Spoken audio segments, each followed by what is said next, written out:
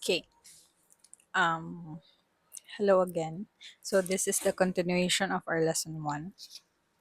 So who are the people involved in organizing an event? We have so many, but we will just define these five no people. But actually in reality, we can only okay ra, kaya ra sa isa ka tao, 'di ba? In reality. But no, for the sake of this module, we will explain all of the people involved in organizing an event. We have event manager, event planner, event coordinators, information manager, and logistic manager. So they all have specific tasks, no? Just like this one. See, event manager. So he or she is responsible for planning, promoting, and ensuring the smooth running of an event schedule and individual events. So see as event manager, he or she knows everything, no? Just the kanang he or she also knows the work of other people around her. So if wala ang isa ka tao, kaya niya i-manage kay kabalo siya sa dagan, kabalo siya sa work sa other people. So, in simple terms, the event manager makes sure that everything is prepared and that the event runs smoothly from beginning to the end. So, she or he is the man behind everything. So, next we have event planner. Si event planner is the one who plans the event. Dapat maging organized ka ani na trabaho. And dili lang ka mag-plan, but you have to coordinate other other people as well. Just like sa mga tao good na imuhang need during that event. So just like sa tag-iya sa location, mga caterers, mga ushers, no? And coordinating with other vendors na dili appeal si caterer. For example, sa mga suppliers nila sa music, suppliers nila ng mga MC, ang mga suppliers nila about sa mga equipment na pangdalahon during that event, just like mga tables and chairs, mga na.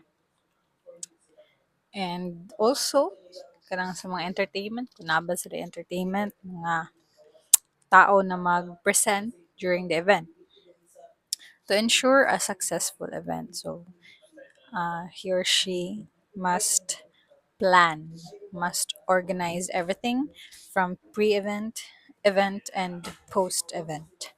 So next we have event coordinator. It is a professional in the hospitality and event industry who plans and coordinates events. They select the venue, adhere to the given budget, arrange on-site vendors, and ensure client satisfaction for the scheduled event. Other job titles that are related are event planner and event specialist. So it can be changed interchangeably, no? It can be used interchangeably with the event planner because same na sila og task. So other than planning for the whole event, they also coordinate with other suppliers as well. So they make sure that all parts of the event are properly organized and running according to the plan. So they are present in during the event. So next we have information manager. So he or she is responsible for maintaining database of service providers such as decorators, technicians, DJ anchor, florists, artists, ushers, etc., as well as keeping track of guests, sponsors, partners, organizers, delegates, speakers, media people, clients, and target audience. So the information manager is responsible for collecting, organizing, updating, and managing information about the people and service providers involved in that event. So next we have logistic manager. So they take care of the technical direction, production management, risk assessment and risk management, lighting design and operations, stage management, sound design and operations, stage rigging, and all facets of venue maintenance. So they also kanang are in charge of transporting the equipments. So in case na walay mga courier, si kuan walay mo kuan ba ang mga about sa transportation, walay appeal, dili in ano eh, ay shit, walay appeal na kanang si supplier wala siya gi-state ito na mo deliver sila. So that is the problem of the logistic manager. So dapat siya mangita siya um, courier or mga truck na mo deliver sa mga items or sa equipments para sa isa ka specific na event. So who are the people involved in sponsoring an event? We have these people, can either be an individual or or company. They either finance the whole event or some of its parts or provide some service that either at subsidized rate or for free. So we have organizers, which finances amount of money in an event, and therefore he or she or an individual or a company has maximum control over the event because dako sila og na-invest ana na event. So among sponsors, principal sponsor finances maximum amount of money. Depending on the amount of money financed, a sponsor can be a principal sponsor, co-sponsor, or associate sponsor. So they will be kanang involved in the decision making of the event kasi dako ilahang kuan na contribute in the event. Well, we also have sponsors na dili na need na involved pa sila during the event because kuan lang ma-mention lang ilang name is sapat na. So depending on the type of service financed, a sponsor can be a venue sponsor, gift sponsor, crown and jewelry sponsor, catering sponsor, badge sponsor, banner sponsor, and so on. So si sponsor is they just want to be acknowledged during the program. Walang dyan na siya. While si organizers, they are part or they are involved in the event. Now we also have partners. So partners, they generally provide services either at subsidized rate for free, just like media partners. So the media partners, especially in the social media or the television or sa radio, they promote your event. They provide ad space no sa ilahang social media or commentary sa radio, advertisement sa radio and sa television. So next is the promotional partners which do publicity. So either magpa-tarp sila sa imong event, sila ang sponsor sila ang makipag-partnership, no? And then we also have logistic partners which move goods and merchandise. Ay, balik na sa promotional partners. 'Di ba ang mga mall, inig na event sa isa ka mall kay ang mga tarpaulins is i-display nila sa sulod sa mall ang imuhang kuan event. And then sa city, sa kuan, nagpapatarp sila ng mga sa tunga gani sa kalsada gina gina ano nila display nila sa mga suga sa poste ana sila magpa-promote publicly. Then sa logistic partners which move goods and merchandise from one destination to the other in the most efficient manner. Di ba niingon ko last time na wala ang uban suppliers is dili sila kuan free delivery. That's why need makipag-partner sa mga logistic partner to help us deliver equipments or suppliers itself or ang mga guests, 'di ba? 'Di ba sometimes kay kuan kanang natay partners ng mga bus liners, just like Bachelor, Metro Shuttle, ana. Makipag-partner jud ta para dili ta kabayad sa ilaha. Pero pwede pud tang makipag-partner sa ilaha and then magbayad na lang pud kay para sure.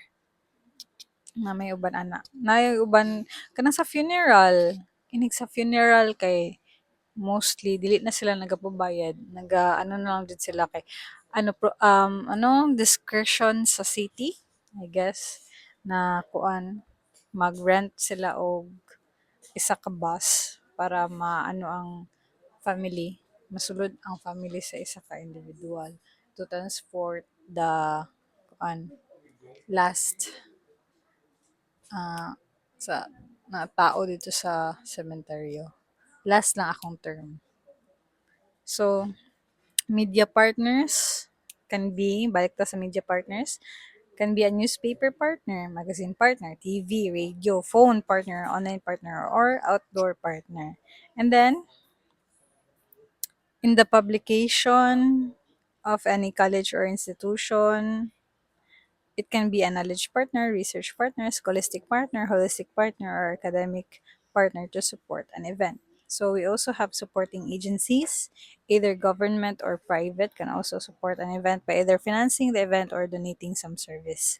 So some big events, si city naghatag jud na sila og depende sa need. For example, TMO, police, libre ra na siya. Especially sa funeral. Ang imo lang ihatag kay kanang pang paniudto na lang sa ilaha.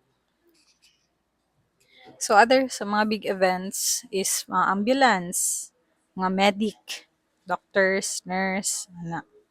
Basta government libre, and then sa private naman naapod na sila gina-provide no, depende jud na sa kuan needs sa isa ka event. And syempre in return dapat they are recognized as an official uh, agency who supports your event.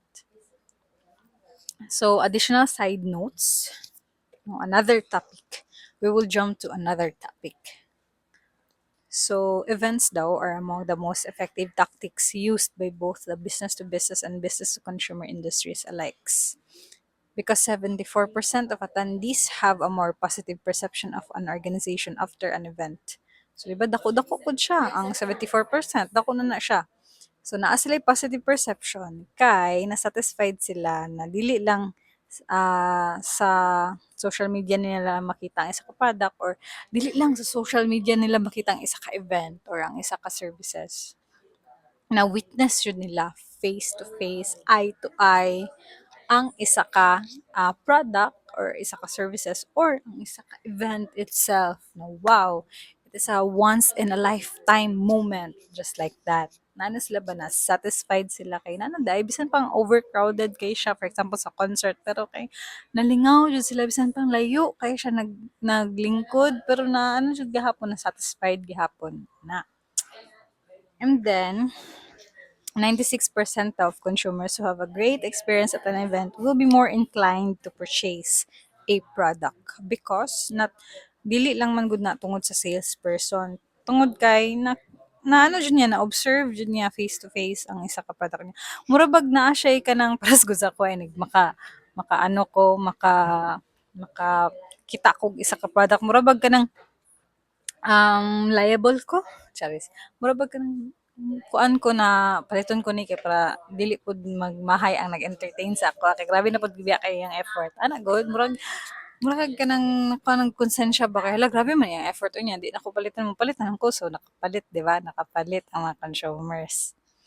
So why are event important? So according to Chiara Adin, events are important because they allow a more intimate and engaging experience with your audience, which ultimately leaves a lasting impression and one that is more memorable than a passive viewing of a more traditional form of advertising. Di ba ang traditional form of advertising is makita ra nimo sa TV, makita ra nimo sa cellphone, but with that event na naa na dito tanan ang mga products or naa na dito tanan ang mga services na ay event jud na kanang gi-display jud tanan kanang kuan mga dances ba na or something sports ba na ana mas na-appreciate pa ni sa isa ka tao that's why daghan og mga tao na ining na event adto jud sila motan-aw jud sila ganahan jud sila mo witness kasi lahi naman pud gud na sa sunod na panahon di ba ma-compare na to atong mga na-attend na events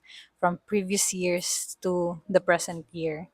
So events come in all shapes and sizes, but the ability to interact one-on-one with the brand, environment, product, etc. is very unique to events. And the reason I feel they are such an important medium of advertising and the future of brand marketing. Di ba niingon sila na ang events ang pinaka-importante kay mo to, ma one-on-one lagi ni mo tanaw ang mga products o services niya. Dili lang pud sa mga product or services ka naengganyo, tungod pud sa pag-sales talk sa ilahang sa isa ka person sa ilahang product or services. Dili pamugos but just to kuan ba encourage dili kay katong mga salesperson na gusto lang jud ka pugson kay para na lang jud sa customer na maano ma-try dili kay one way of kanang kwaon nimo ang isa ka consumer magpasikat jud ka magpa-believe jud ka hangtod tapok-an ka dili kay kanang isa-isaw nimo sila pugos kay kung kukuron nimo ang isa ka tawo di ba mas mo ano siya ma-intimidate mo hawa siya ana ma-irritate. Next, we have Dan Hirk said today, consumers expect and demand genuine connections with the brands. So they are no longer passive recipients and believers of brand messaging, but they want the real talk ba, real talk. So they want that, no, genuine connections with the brand. So, through events and experiential marketing, brands have the opportunity to emotionally and physically connect with their audiences. And now, events and experiences are no longer bound by the physical spaces of an activation through social shares, live streams, and interactive media. We can reach audiences on a global scale. When a brand's message is shared by a friend, a family member, or a colleague, it becomes more credible, more authentic, and more impactful. So next we have Erin Mills. So events today are a critical component of any marketing mix. Event enables brands to connect live with their audience on the ground while also yielding content that affords exponential connections online. Kaya sometimes inig magpa-event ka naapod sila live recording. Live pod sila online. So when executed successfully, they truly deliver a 1 to 2 punch that is unparalleled in terms of impact. And lastly, we have Anne Sullivan. So as a part of the complete marketing mix. So events now is uh, events can complete the marketing or the promotion of your products or services. Events feel a very important tactile function that other marketing elements cannot deliver because events siya jud ang kuan kana ganing for example si Apple nag-launch siya og new phone di ba magpa-event man jud na sila na kuan during sa launching sa ilahang kanang phone just to have a commentary aspect no to deliver nganong need man ninyo ni paliton among bagong phone kay inani siya inani. So i-explain na siya during the event. And aside from that, kaya sa movie, di ba na ay kuan kanang screening, movie screening na officially for some invited guest lang. So that is still an event. So events provide brands the opportunity for product interaction in an uncluttered face-to-face environment. Events also provide consumers with the experiences that they are increasingly seeking. So when brands can provide consumers with these valuable and memorable experiences, consumers repay them with brand loyalty. So pwedeng in the near future magbalik-balik na si consumers sa ilaha and makaengganyo po na sila other consumers na mopalit sa inyo ha kay satisfied sila sa ilang experiences about sa imuhang brand. So that is the end of our lesson 1 module 1. Thank you for listening.